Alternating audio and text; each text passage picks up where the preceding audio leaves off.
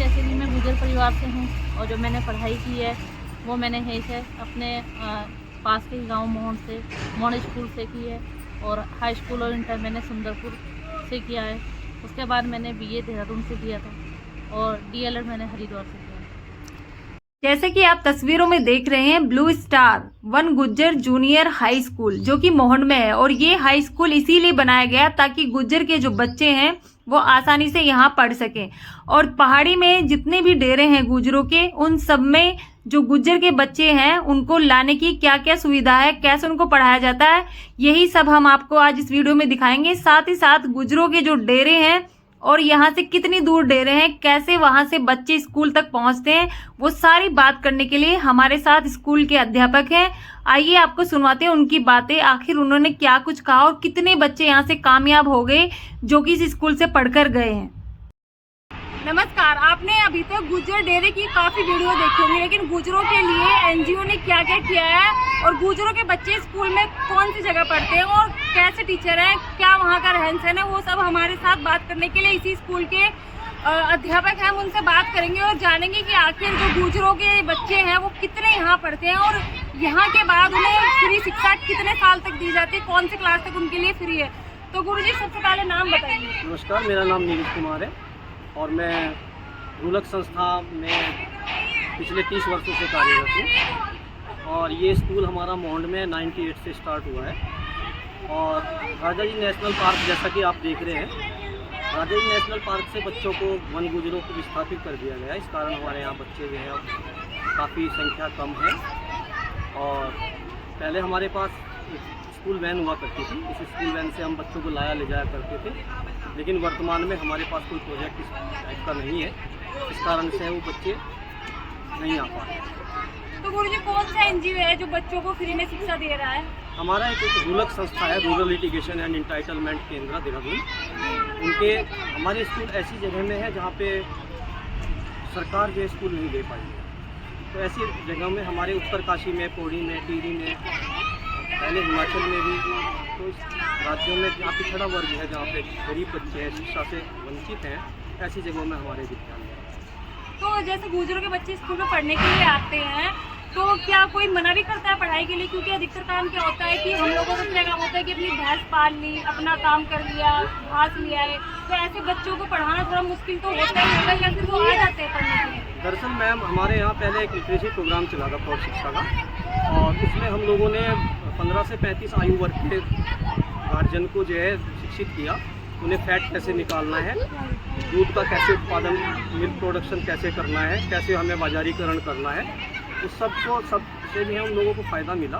उस फ़ायदे को देखते हुए लोगों ने फिर डिमांड की अपने बच्चों के लिए, तो ये बच्चे 100% आते हैं हमारे यहाँ और अच्छे ढंग से पढ़ते भी हैं। कुछ हमारे वन गुज्जर बच्चे फॉरेस्ट में हैं, वन विभाग में हैं, सरकारी पदों पर हैं, और 2-3 बच्चे जो हैं ग्रेजुएशन करके अपना जीवन यापन मिल्क मार्केटिंग का काम करते हैं। हम गुज्जर जंगल के वासी, जंगल अपना घर है, गाय भैंस जायदाद हमारी, दूध हमारा धन है, धरती जैसी छाती अपनी, पर्वत जैसा मन है, घास फूस का डेरा अपना नहीं कोई दरवाजा, मेहनत करके हम गाते हैं अपने मन के राजा, दुनिया कितनी बदल गई है इसकी हमें खबर है, जंगल अपना घर है, चीतल बाघ भेड़िया सांभर ये सब अपने साथी, कभी कभी डेरे पर आते ही ऊंट और हाथी, भालू अपने खानदान का मुखिया शेर बबर है,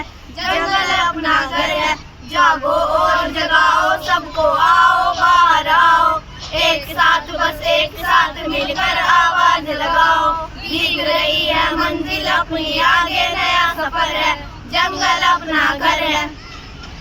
वन गुज्जर काफी सदियों से जंगलों में ही रहा करते हैं और जंगलों में ही इनके घर बने होते हैं। घर बनाने के लिए मिट्टी और लकड़ी का इस्तेमाल किया जाता है। जो छतें होती है उस पर फूस डालकर छत बनाई जाती है। साथ ही साथ सामान रखने के लिए भी कुछ रस्सियों का इस्तेमाल किया जाता है, जिस पर ये अपने कपड़े या फिर बिस्तरे रख लेते हैं। साथ ही साथ खाना बनाने के लिए जंगल से लकड़ियां चुनकर लाते हैं और उन पर ही खाना बनाया जाता है। तो अगर कहा जाए तो वन गुज्जर इतना पिछड़ा हुआ है कि उन्हें बाहरी दुनिया से कोई लेना देना ही नहीं। साथ ही साथ यहाँ पर कोई मोबाइल की भी सुविधा नहीं है। मोबाइल के बाद अगर आप बात करें इंटरनेट या फिर लैपटॉप, इसके बारे में इनको कोई नॉलेज नहीं है। लेकिन आजकल गुज्जर के जो बच्चे हैं उनको पढ़ाया लिखाया जा रहा है। साथ ही साथ आज के टाइम में काफ़ी लोग ऐसे भी हैं जो सरकारी नौकरी कर रहे हैं। तो हम ऐसे ही कई डेरों में गए और हमने अपने परिवार वालों से बात की। साथ ही साथ आपको दिखाएंगे कि आखिर यहाँ पर रहना कितना मुश्किल है। क्योंकि फरीदा, ये बताओ कि जैसे हम यहाँ पे रहते हैं, जंगल में रहते हैं, तो हमें किन किन दिक्कतों का सामना करना पड़ता है। दूसरी बात ये कि जो पानी के लिए जो नदी थी अब वहाँ रोड बन रहा है, तो किन दिक्कतों का सामना आएगा। यहाँ पर पानी के लिए जैसे कि पानी नदी में जो खोदकर पानी निकालते थे, तो अब फ्लाईओवर बनने से पानी की दिक्कत आ रही है। अब गाँव में जो दूर पड़ता है जहाँ पे नल वगैरह है, तो वहाँ से पानी लाते हैं। पर दूर से जो पानी लाना पड़ता है तो वो साइकिल वगैरह पे लाना पड़ता है, क्योंकि रोड है, तो इसलिए पानी की बहुत दिक्कत है। अच्छा, जैसे पानी में की मेन दिक्कत कौन से मौसम में आती है, सबसे ज़्यादा दिक्कत? पानी की दिक्कत यहाँ पे जैसे कि गर्मी के सीजन में बहुत ज़्यादा दिक्कत आती है। और जो कपड़े धुलने के लिए वो कहाँ पे जाते हैं, नदी में जाना पड़ता है? यहाँ पे हाँ, सभी लोग जो लेडीज वगैरह नदी में कपड़े धोने के लिए जाते हैं। तो सरकार ने कोई सुविधा नहीं दी, जैसे कि यहाँ के प्रधान है उन्होंने कुछ सुविधा नहीं दी? नहीं, यहाँ पर कोई सुविधा नहीं है। 2-3 नल है जो सरकारी हैं, पर वो भी गर्मियों में वो भी पानी देना कम कर देते हैं। तो आप जैसे यहाँ पर रहते हैं तो वोट तो आप देते ही होंगे, सबके वोटर आईडी बनी हुई है, लेकिन फिर भी सुविधा के नाम पर कुछ भी नहीं है। नहीं, सुविधा के नाम पर कुछ नहीं। जब हमने डेरे में बात की तो इनका कहना है कि सबसे बड़ी जो समस्या वन गुज्जर को आ रही है वो है पानी। पानी की जो समस्या वो सबसे बड़ी है, क्योंकि बरसात के मौसम में नदी का पानी का इस्तेमाल हो जाता है, लेकिन गर्मियों में यहाँ पानी अक्सर सूख जाता है। आपको बता दें कि ये समस्या यहीं ख़त्म नहीं हो रही, क्योंकि आने वाले समय में ये समस्या और बढ़ जाएगी। जैसे कि आप तस्वीरों में देख रहे हैं कि यहाँ पर ये जो डेरा है वो नदी के ठीक साइड में बना हुआ है, और यहीं नदी से ये पानी का इस्तेमाल करते थे, और वहीं से कपड़े धोने के लिए भी पानी लाया जाता था। लेकिन अब यहाँ से देहरादून से दिल्ली के लिए जो हाईवे निकाला जा रहा है वो नदी के ऊपर से गुजर रहा है, जिसमें नदी खंडित हो गई। तो ऐसे में लोगों को पानी की समस्या हो रही है। साथ ही साथ अगर आपको पानी लेना भी है तो उसके लिए आपको लगभग 15 किलोमीटर दूर जाना पड़ेगा, जिसके लिए आप या तो पैदल जाएं, क्योंकि यहाँ पर कोई गाड़ी वाला भी इन्हें लिफ्ट नहीं देता। अगर किसी से मदद मांगी जाए तो कोई भी मदद के लिए यहाँ नहीं रुकता। तो ऐसे में लोगों को बहुत समस्या हो रही है। हमने काफ़ी लोगों से बात की तो सबसे बड़ी समस्या जो यहाँ आई है वो पानी को लेकर ही आई है। वन गुज्जर के लोग आज भी कपड़े धुलने के लिए जो पास से नदी गुजर रही है वहीं अपने कपड़े धुलने के लिए आते हैं। तो ऐसे में जब यहाँ से हाईवे निकाला जा रहा है तो नदी का जो पानी है वो काफ़ी हद तक कम हो गया है। तो आने वाले समय में इन लोगों की समस्या और बढ़ जाएगी। तो वन गुज्जरों की सबसे पहले आप रसोई देखिए, तो ये रसोई बनाई गई है और यहाँ पर सामान भी रखा हुआ है, जैसे कि रसोई में इस्तेमाल करने वाले बर्तन वो यहाँ पर रखे गए हैं। जो मसाले हैं उनके भी अलग से डब्बे सजा कर रखे गए हैं, और ये ऐसे छोटी छोटी सी अलमारियाँ बनाई जाती हैं सामान रखने के लिए।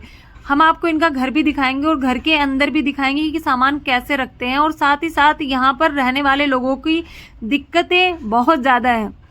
ठीक रसोई के ही बराबर में ये कमरा बना हुआ है जिसमें पूरा परिवार एक साथ इस मकान में रहता है, और यहाँ के जो बच्चे हैं बराबर में ही स्कूल बना हुआ है। जैसे कि मैंने आपको स्कूल की तस्वीरें दिखाई थी, उन बच्चों का क्या कुछ कहना है, वो बड़े होकर क्या बनना चाहते हैं, आइए उनकी बातें आपको सुनवाते हैं। तो बेटा अपना नाम बताओ। उस्मान लोधा। और तुम्हारा क्या नाम है? सद्दाम लोधा। और तुम्हारा?